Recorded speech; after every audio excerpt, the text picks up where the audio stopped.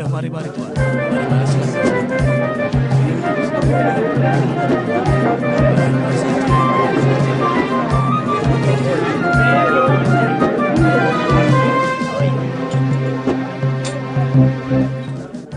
Wahai Abu Sufyan. Ya, ada apa?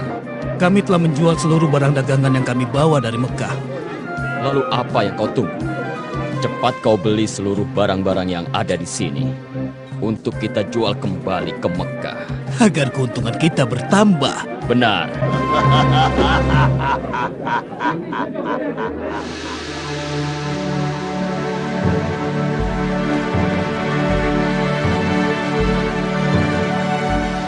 Selamat datang, aku ucapkan, wahai penguasa Busra. Penguasa sebenarnya adalah Anda, wahai penguasa Romawi. Penguasa sesungguhnya adalah Allah yang Maha Esa. Salam sejahtera bagi baginda penguasa Romawi serta rahmat Allah dan berkatnya untuk baginda. Siapa orang ini yang datang bersama Anda, wahai penguasa Busra? Kenapa dia tidak membungkukkan badannya ketika berhadapan denganku? Hamba Dihyani Al-Khalifah Al-Kahfi. Kami tidak membungkuk kecuali kepada Zat yang Maha Esa dan Maha Perkasa. Andai saja aku tidak melihat bahwa kau telah mengenakan tanda seorang utusan, pasti aku akan memperkarakan Anda. Dia dari utusan mana? Dia ini adalah utusan seseorang dari negeri Arab yang bernama Muhammad bin Abdullah, tuanku. Muhammad bin Abdullah. Orang itu yang mengaku sebagai nabi. Aku dengar dia mengatakan sesuatu mengenai kami sekitar 9 tahun yang lalu, ketika bangsa Persia mengalahkan kami. Bukan dia yang berkata, tapi Allah lah yang berkata. Bismillahirrahmanirrahim. Alif Lam Mim. Ghulibatur Rum. Fi adna al-ardi wa hum min ba'di ghalabihim sayaglibun. Fi bid'i sinin.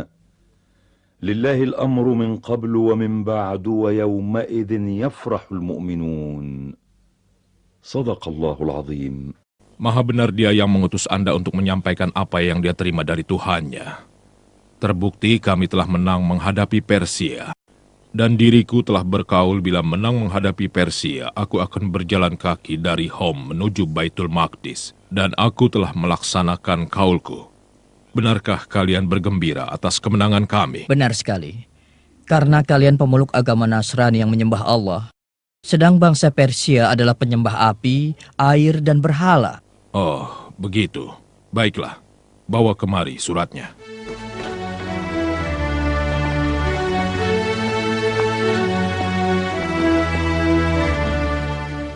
Dengan menyebut nama Allah yang Maha Pengasih, lagi penyayang.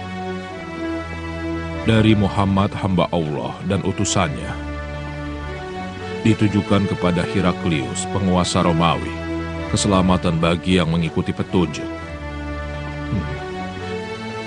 Ikutilah ajaran Islam, maka Anda akan mendapatkan keselamatan yang sebenarnya.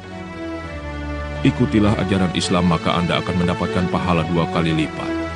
Bila Anda menolak, maka seluruh dosa bangsa Romawi menjadi tanggung jawab Anda. Wahai Panglimaku, siap menerima perintah. Aku dengar bahwa ada beberapa kabilah Muhammad yang berdagang di sini di Baitul Maqdis. Undang mereka kemari. Cepat, laksanakan. Siap laksanakan, tuanku. Sebentar lagi kita akan tahu kebenarannya. Mulailah menulis amanat. Dengan nama Allah yang Maha Pengasih lagi Maha Penyayang. Ditujukan kepada Muhammad utusan Allah. Dari Najasyi Asama. Salam sejahtera. Aku bersaksi bahwa Anda adalah utusan Allah. Dan aku membaiat Anda. Dan aku menyatakan menjadi seorang muslim karena Allah Tuhan pencipta.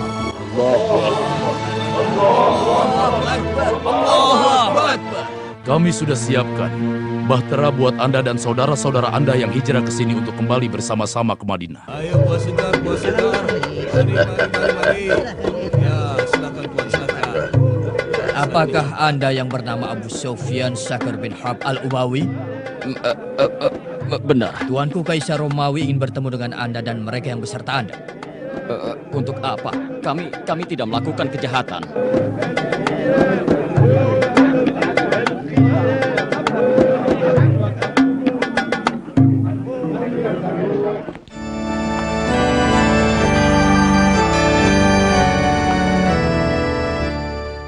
Aku telah mempelajari tentang orang yang disebut sebagai nabi. Dia tidak memerintahkan memakan sembelihan yang menjadi bangkai.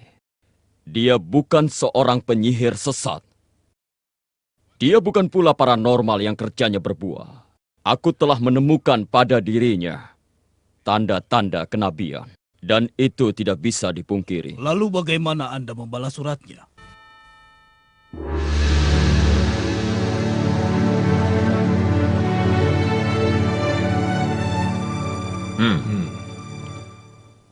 Siapa di antara kalian yang paling dekat hubungan kekeluargaannya dengan orang yang mengaku dirinya sebagai nabi? Hamba tuanku, tapi kami di Mekah tidak mengingkarinya dan menolak semua ucapannya. Mendekatlah kepadaku dan juga orang-orang yang bersama Anda.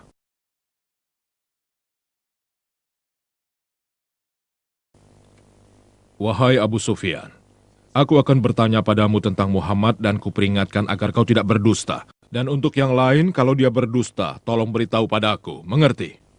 Kami mengerti, Baginda Penguasa Romawi. Kami mengerti.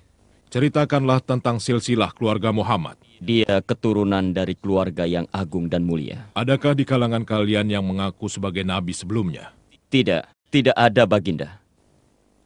Adakah kakek dan kakek moyangnya yang menjadi raja atau penguasa? Tidak ada.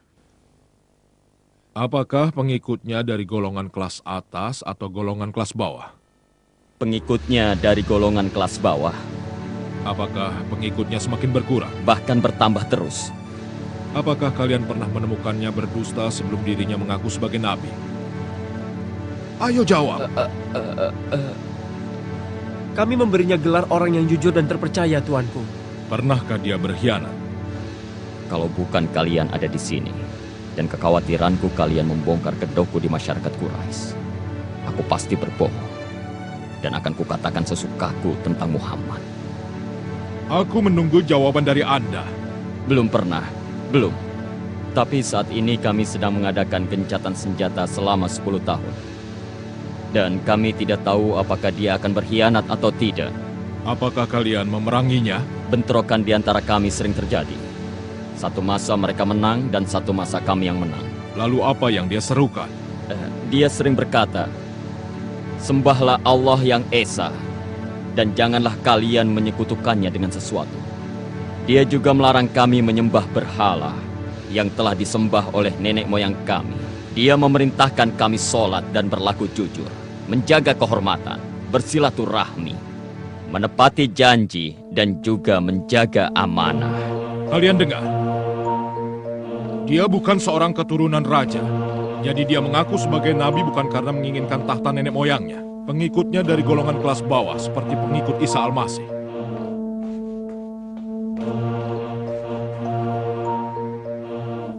Dia tidak pernah berbohong pada manusia. Jadi kalau dia tidak berbohong pada manusia, mana mungkin dia berbohong pada Tuhannya?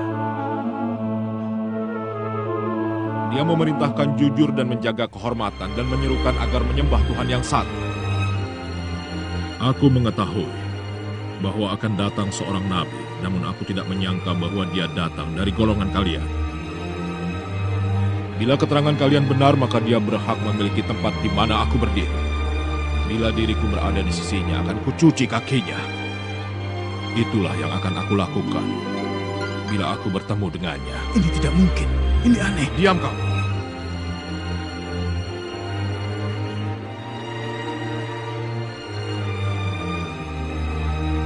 Wahai Abu Sufyan, pergilah Anda dan juga orang-orang yang bersama Anda.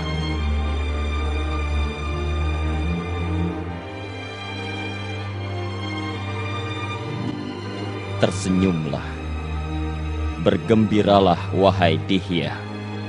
Karena Heraklius, Kaisar Romawi, merasa takut terhadap Muhammad dan membutuhkan sihirnya. بسم الله الرحمن الرحيم إنك لا تهدي من أحببت ولكن الله يهدي من يشاء. ولكن الله يهدي من يشاء وهو أعلم بالمهتدين. صدق الله العظيم. بسم الله الرحمن الرحيم.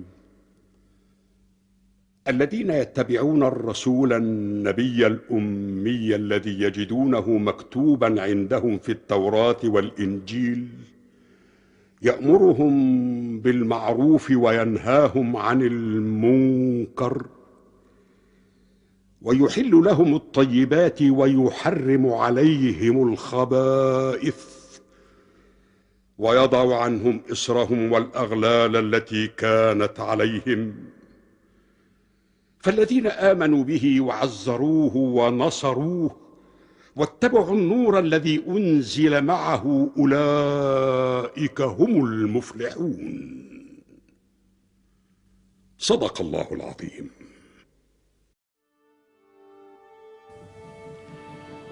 Dengan menyebut nama Allah yang Maha Pengasih dan Penyayang, ditujukan kepada Muhammad utusan Allah dari Mukaukis penguasa Mesir. Salam sejahtera bagi Anda.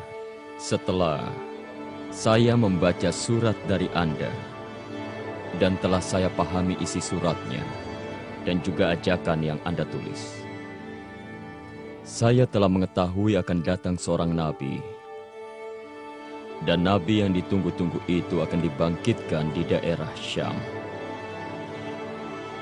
Saya telah menghormati utusan Anda, dan saya persembahkan 2 orang budak wanita. Kedua budak wanita itu adalah wanita yang mempunyai kedudukan terhormat. Dan saya hadiahi seekor bahal untuk Anda kendarai, juga kain-kain yang indah. Wassalamualaikum.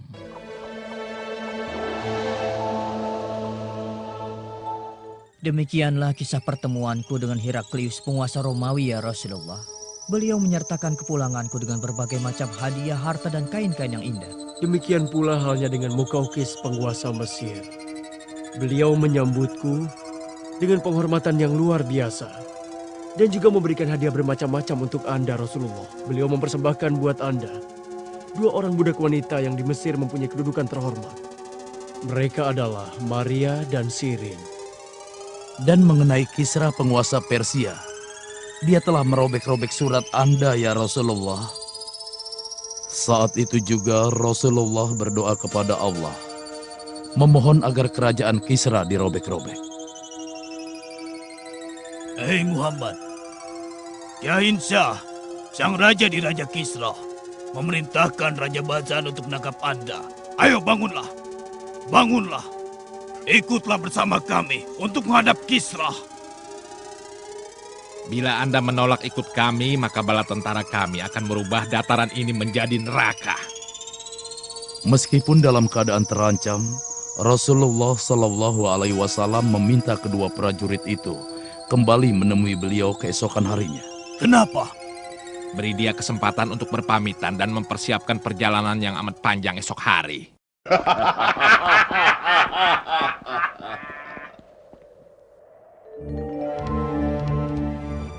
Malam harinya, yaitu malam Selasa, tanggal 10 Jumadil Ula di tahun ke-7 Hijriah, Rasulullah Shallallahu Alaihi Wasallam diberitahukan bahwa si Rohab putra Kisra telah melakukan perebutan kekuasaan. Kisra dibunuhnya, lalu dia mengangkat dirinya sebagai penggantinya. Allah telah merobek kekuasaan Kisra melalui tangan putranya.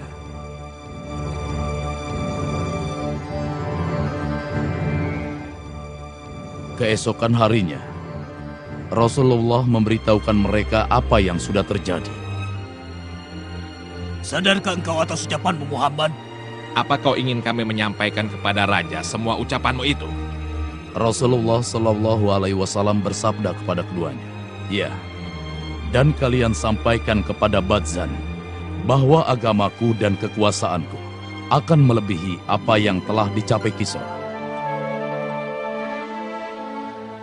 Dan ketika Badzan mengetahui kebenaran berita terbunuhnya Kisra di tangan si Rohab, kemudian Badzan dan orang-orang Persia yang berada di Yaman memeluk agama Islam. tidak sampai 30 tahun semenjak Rasulullah mengirimkan utusannya kepada para penguasa seluruh negeri yang dikirimi surat oleh Rasulullah, mereka semua memeluk agama Islam. Bismillahirrahmanirrahim. Qul ya ayyuhan nasu inni rasulullah ilaikum jami'a alladhi lahu mulku as-samawati wal ard la ilaha illa huwa yuhyi wa yumit فآمنوا بالله ورسوله النبي الأمي الذي يؤمن بالله وكلماته واتبعوه لعلكم تهتدون. صدق الله العظيم.